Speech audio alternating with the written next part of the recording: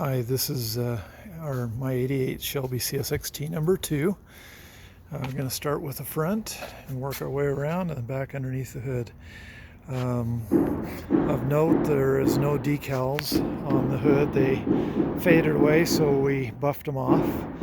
But the decals for the grille and the front end are there. You will see there is some flaws between the gray paint and the white paint on the front, and the rear bumper has the exact same thing.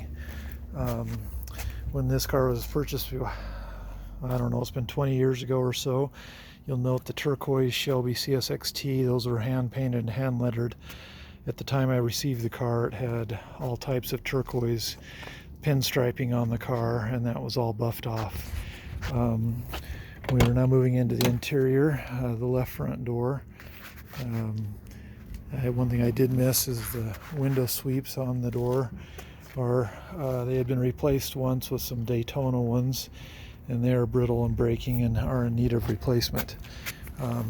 The tire decal is faded and should be replaced. The VIN tag and the Shelby altered by decal are there and in good shape. The door jambs or the door pinch welds, as you can see, are absolutely rust free. Looks like the door panel needs a clip in it. It's popped loose there. The door panels themselves are in decent shape. They show some age but no tears. There is a break here in the speaker grill, but those are easily replaced, and I do have some. The biggest flaw in the interior is right here on the driver's seat bolster. You can see the vinyl's worn out from me crawling in and out. The carpet is in good condition generally, but could use a good cleaning. The Shelby steering wheel, you can see they also did turquoise green on the Shelby name. You can see the Shelby boost gauge. The dash plaque has been removed from the car. It's in my house to protect it from theft. You can see it's got an AEM air fuel ratio meter and a boost gauge that doesn't work too well. I mean, it's just off. It works, but it's not accurate. The Shelby boost gauge does function correctly. The dash is in good condition with some warps, just from age, but no major warps. The passenger seat's good shape. The center console, you can see the shift knob that's on the car now will actually not go with the car when the car sells, because the car came with a custom handmade Shelby wood steering wheel with the CS logo in it, and I just have it off the car to protect it. Owner's manuals and material are there. There is even the stupid little cup holder still here. The headliner has been replaced in the last month. The biggest distraction there is that I did not recover the sun visors, and so they don't match, but I do have extra upholstery for anybody that wants to do that. But overall, the headliner looks really good. And the back seats are similar to the front seats in good shape. There is no real wear on them. There hasn't been anybody in the car. Moving around the car, we're going to see the same thing. There's the Shelby wheels, no road rash there. I've hand polished those because of the clear coat. Again, you see the paint being peeling from the bumper, on the bumper, from where the gray to the white went. That is basically true from all around. The back of the car is in good shape. Pinstripe has one damage there. Top of the back seat's a little faded. I am missing the shelf. I believe I have another shelf. It's just not the right color, and so I don't have it in the car.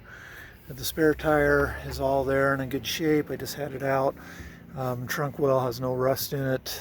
I'll show you what I can underneath the back side of the car, but there is no rust that I have found in this car anywhere. You can see the frame rails, the coil springs. The shocks and rear wheel bearings have been replaced recently. It has a 3-inch exhaust on the car. we're going to continue moving around the car. Again, the right rear wheel's in great shape, no road rash. Center caps brand new in my house. The doors very straight. There's a few door chip repairs here, here, and here, which you wouldn't be able to see if I didn't point out on the camera. Good old car wash. Grab the windshield wiper or antenna and pop the paint here. I need to finish touching that up. Again, right wheel's in great shape. And then I'll move quickly into the front of the car and pop the hood.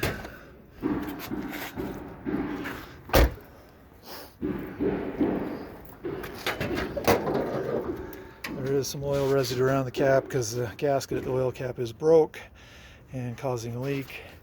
I have put a oil breather catch can on it to keep from soaking that. I intercooled the engine. My nephew and I, excuse me. It's got a Garrett turbo on it now. And the car runs really good and solid. It's got a Shelby Daytona computer in it. Passes emissions here in Utah just fine. Runs approximately 14 pounds of boost. Of note, you can see this fender has been replaced at some point in time in its life, so you can see the factory black primer underneath it, but the rest of it's in good shape. Just based on what I see here on bolts, I just noticed it looks like the strut mount had been replaced on the left side at some point in time. The right one still looks original. AC works good. The compressor is a little noisy, has been for years, but because of the fact that it works so good, I've never bothered to replace it. I'm going to start the car up for you. And I have the AC off to start, so you're not overwhelmed by the rattle. It's a decent sounding muffler on the car, and it's quiet. It performs well. Here the engine sounds quiet and solid. I will turn the AC on now, and you'll be able to hear the kind of the rattly noise that stupid thing has. You